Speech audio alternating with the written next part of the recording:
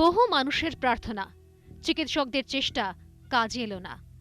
অকথ্য নির্যাতনের ভার বইতে পারল না একরত্তি শরীর।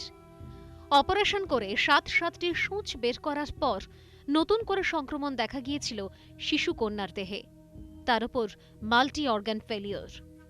বৃহস্পতিবার রাত 2:30 নাগাদ মৃত্যু হল পুরুলিয়ার শিশু কন্যার।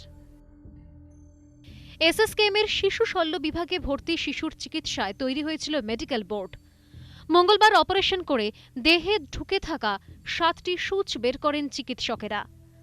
48 ঘণ্টা পর্যবেক্ষণের মধ্যেই অবস্থার অবনতি হয়।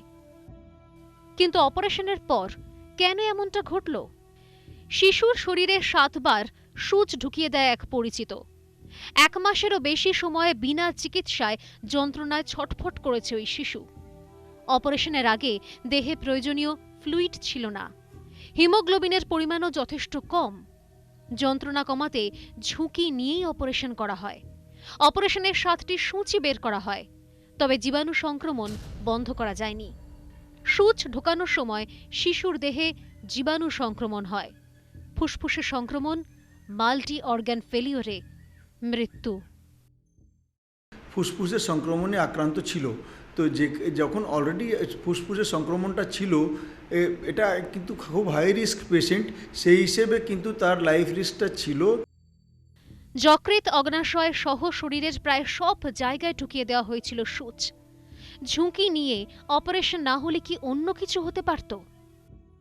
যে ইনফেক্টেড নিডলস, সেই নিডলগুলোকে যদি না বার করা হতো, তাহলে কিন্তু যেটা সংক্রমণ তার যে সোর্স আছে, সেই সোর্সটা থেকে যাওয়াতে কিন্তু সংক্রমণটা আরও তাড়াতাড়ি ছড়াতো।